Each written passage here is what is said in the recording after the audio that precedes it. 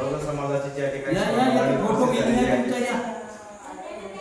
या दिवशी एक छोटेखानी एक महापुरुषांच्या विचारांची देवाणघेवाण व्हावी किंवा महापुरुषांचा विचार आपल्यापर्यंत पोहोचवावा या उद्देशाने या ठिकाणी आपण एक चर्चा करणार आहोत। या चर्चेच्या निमित्तानं आताच आमचा एक कार्यकर्ता तुम्हाला थोडीफार फुले शाहू आंबेडकरांच्या संदर्भात ही काही थोडीशी माहिती दिलेली आहे, तर मला असं वाटतं की या पलीकडे जाऊन थोडीशी माहिती विस्तृत करतोय मी, तर तो विषय आपण थोडं इथे ठेवूया आणि पुढच्या विषयाकडे मी वाटचाल करतो आहे की बाबासाहेबांनी ज्या ज्या गोष्टी आपल्याला सांगितलेल्या आहेत खऱ्या अर्थानं आजपर्यंत कोणत्याही समाजातील म्हणजे येणाऱ्या 85% बहुजन समाजातील लोकांनी त्यांचं ऐकलेलं नाही आहे।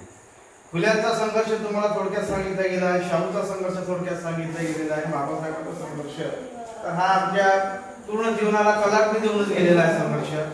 त्या संघर्षाची फळं आम्ही सर्वजण चाकत आहोत। बहुजन समाजातील जी काही 85% घटक आहेत त्या सर्वांनाच मिळालेली आहे, परंतु प्रश्न असा निर्माण होतो आहे की ज्यांना अधिक मिळालेला आहे त्यांची तरी ही जबाबदारी आहे की त्यांच्यापर्यंत हा विचार पोहोचवणं।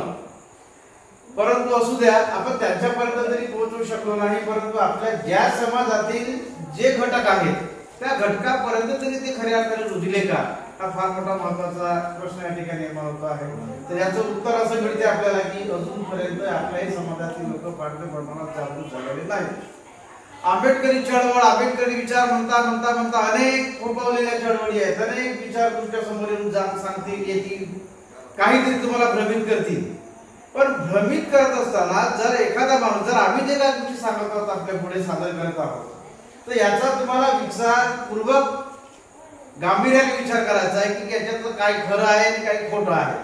ही जबाबदारी शेवटी तुमच्यावर येते आहे, कारण तुम्ही जर आंबेडकरी विचाराचे फॉलोअर्स आहात तर खऱ्या तर आंबेडकरी विचार सांगत असताना सांगणाऱ्या माणसाचं काय आहे, तत्वज्ञान तो काय खरोखर आपल्या पुढे सांगतो आहे आणि हा खरोखरच आहे का याची शहानिशा करण्याची जबाबदारी तुमच्यापर्यंत आलेली आहे। याच्यासाठी मी बोलतो आहे, अनेक लोक तुमच्यापर्यंत येतील, अनेक लोक सांगतील, परंतु काही लोक ही तुम्हाला गुमराह करण्याच्या दृष्टिकोनातून सांगतील। आता बाबासाहेबांनी बऱ्याच गोष्टी सांगितल्या, त्याच्यापैकी 1-2 गोष्टी जर तुम्हाला सांगितल्या तर त्या फार महत्त्वाचे आहे की जीवन जगत असताना आपण सर्वजण जीवन जगत आहोत, परंतु खरी आंबेडकरी चळवळ कोण राबवतो आहे, कशा पद्धतीने राबवतो आहे आणि कोणाला भ्रमित करतो आहे, कोणाला चांगलं मार्गदर्शन करतो आहे हे तुम्हाला ओळखूनच त्याचा विचार करणे अत्यंत आवश्यक आहे। आता बाबासाहेब म्हणतात की गुलामों का कोई त्योहार नहीं होता, आम्ही गुलामासारखे आम्ही त्योहार हाही त्योहार साजरा करतो, तोही त्योहार साजरा, त्याच्याशी काही आमचं लेणं नाही, देणं नाही, घेणं नाही, त्याही गोष्टीला आम्ही स्वीकार करतो। आणि मग काय होत आहे, समाजामध्ये अशा वेगळ्या पद्धतीची एक विचाराची रुजवणूकच करतो आहोत आपण की जी बाबासाहेबांना अपेक्षित नाही ती आपण करतो आहोत, तर त्याच्यावर कुठेतरी विचार विनिमय होणं आवश्यक आहे। दुसरी गोष्ट सगळ्यात महत्त्वाची अशी आहे की विचार हा जेव्हा आपण करतो आहोत, हा विचार त्या चळवळीला आणि महामानवांना सांगितलेल्या विचाराने अनुसरून करतो की नाही हा सगळ्यात महत्त्वाचा विषय आहे। तर त्यासाठी आपण आता या ठिकाणी पार्टीच्या संबंधाने या ठिकाणी एकत्र आलेले आहोत, म्हणून पार्टीच्या बाबतीत थोडाफार जर विचार करायचा असेल तर बाबासाहेबांनी आरपीआय नावाचा पक्ष स्थापन झाला पाहिजे ही त्यांची अपेक्षा होती। परंतु ऍक्च्युअली त्यांनी बाबासाहेबांनी काय सांगितलं की जेव्हा बौद्ध धर्माचा जेव्हा स्वीकार केला आणि इतरांनी तो धम्म दिल्यानंतर खऱ्या अर्थानं बाबासाहेबांनी म्हटलं होतं की यानंतर मला राजकीय चळवळ पुढे न्यायची आणि त्यासाठी माझ्या देशामध्ये एक राजकीय पार्टी असेल की ज्याचं नाव आरपीआय नावाचं एक संघटन असेल। परंतु नेमकं हे आरपीआय नावाचं संघटन स्थापन केलं झालं 3 ऑक्टोबर 1957 म्हणजे बाबासाहेब गेल्यानंतर। आता हे जे तयार झालं त्यामध्ये काशीरामजी बरेचदा उल्लेख करत होते, ते मोहन धारिया वगैरे वगैरे जे काही लोक आहेत त्याच्यामधले, तर त्या लोकांनी संघटन चालवण्यासाठी पुढे आले आणि त्यांनी आरपीआय नावाचा एक पक्ष तयार केला, परंतु त्या पक्षालाही या देशातील मनुवादी पक्षाने गिळंकृत करून टाकलं। आज आपल्याला त्याचं काही चिन्ह दिसत नाहीये। म्हणजे खऱ्या अर्थानं कुठल्याही प्रकारची जर चळवळ जर चालवायची असेल, विचार जर चालवायचा असेल तर त्या विचाराला वहन करणारा एक वर्ग असला पाहिजे समाजामध्ये। बाबासाहेबच म्हणतात की जोपर्यंत एक डिबेट झालं होतं, त्या डिबेटमध्ये असं ठरलं की एखादा माणूस फार मोठा जर विद्वान असेल आणि तो विद्वान माणूस मेला तरी त्याचे विचार मात्र जिवंत राहतात। जेम्स मॅकेलिन या नावाच्या थोर समाजशास्त्रज्ञांनी हा शब्द प्रयोग केला. त्यावेळेस बाबासाहेब काय सांगतात की हे ठीक आहे की तुम्ही म्हणता की जोपर्यंत एखाद्या माणसाचा विचार जो आहे हा जिवंत राहू शकते तो मेला तरी, परंतु बाबासाहेब या गोष्टीला क्रॉस करतात आणि सांगतात की हे असं होत नाही. माणूस कितीही जरी चांगला असेल, त्याचे विचार कितीही जरी चांगले असतील, परंतु तो विचार वहन करणारा समाजामध्ये जर वर्ग नसेल तर त्या विचाराला कुठल्याही प्रकारची किंमत राहत नाही. आज आपण बुद्धाच्या काळापासून जर विचार केला तर या देशामध्ये अनेकदा बुद्ध धर्म उदयास आल्यानंतर पुन्हा त्याची वाढ झाली, पुन्हा लुप्त झालं, पुन्हा वाढ झाली, पुन्हा लुप्त झालं. अशा प्रकारची तुम्हाला काही गोष्टी किंवा हा काळ तुम्हाला पाहायला मिळेल. बुद्धाच्या काळामध्ये बुद्ध धर्म वाढीस लागला. त्यानंतर बुद्धाच्या नंतर पुन्हा अनेक क्रांती प्रतिक्रांती या देशामध्ये निर्माण झाली आणि मग पुन्हा बुद्ध धर्म लयास गेला. पुन्हा सम्राट अशोकासारखे राजे या देशामध्ये निर्माण झाले. त्या सम्राट अशोकाने या भारतभर बौद्ध धर्म पसरवण्याचं काम केलं. 84,000 स्तूप निर्माण केली.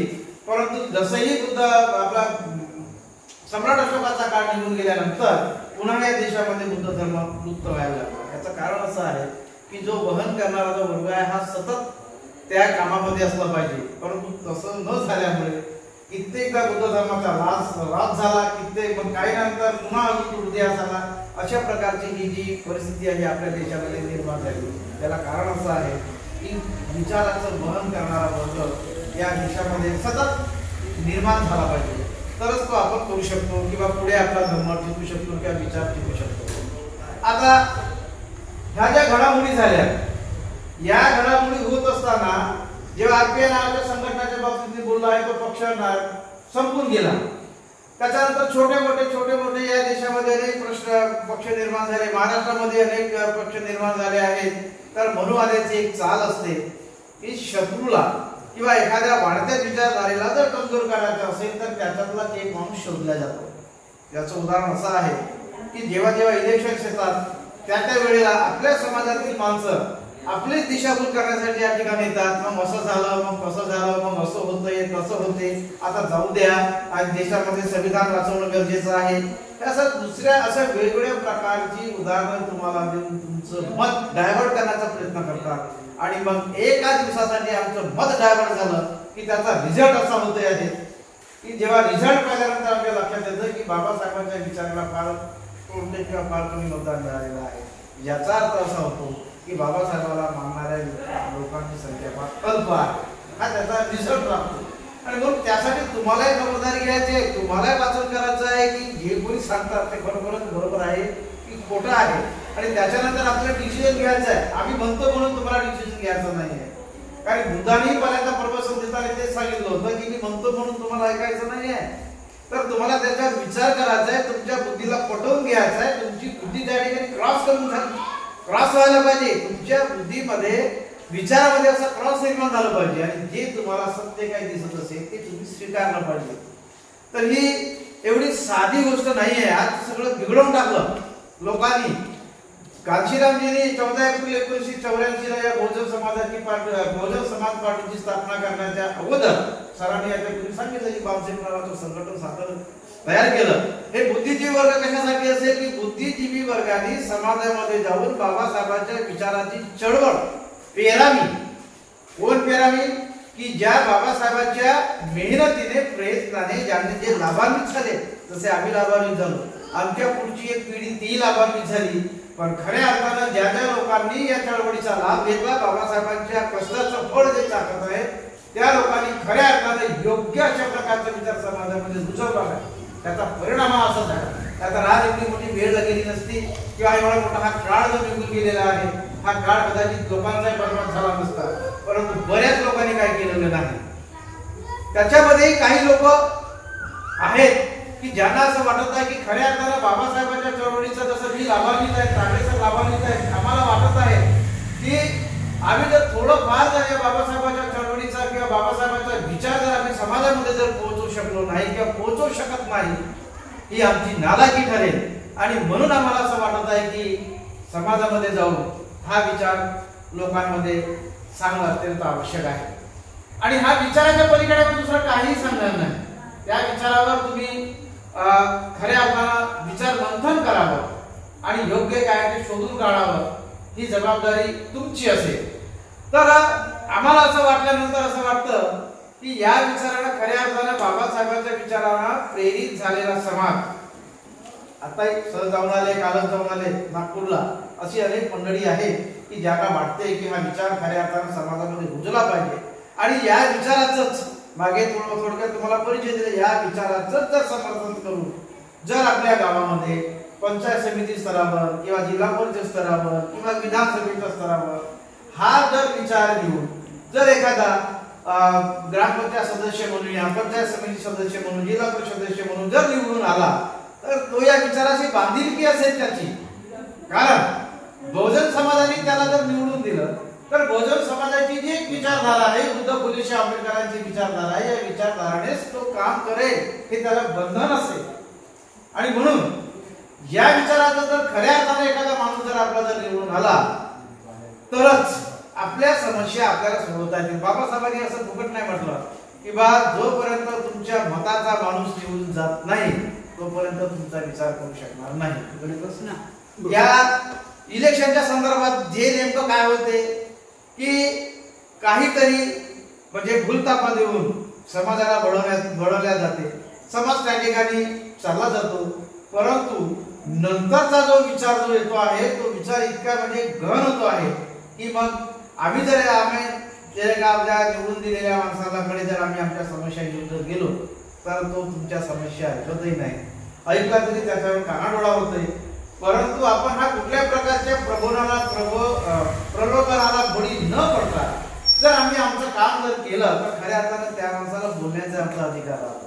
तो सहजासहजी जाऊ शकत नाही किंवा त्याला तुमच्याकडे उत्तरे राहणार नाही. त्याच्याकडे तुम्हाला त्याला बोलू शकता बाबा रे तू निवडून आलास त्याच्यासाठी मी फार मोठी मेहनत घेतलेली आहे, सहजासहजी तू निवडून आलास नाही, तुला आम्ही लोकांपर्यंत जाऊन निवडून देण्याचा एक प्रयत्न आम्ही तयार केला आणि निवडून दिलं तर बाबा रे हे तुझी जबाबदारी नाही, कारण तू फुले शाहू आंबेडकरांच्या विचारानेच निवडून गेलेला आहे. आणि म्हणून या गोष्टीचा आपण प्रामुख्याने विचार करावा आणि पुढे आपली वाटचाल असू द्यावी. इतकं बोलतो आहे. त्यानंतर तागडे सर तुमच्या समोर बोलणार आहे.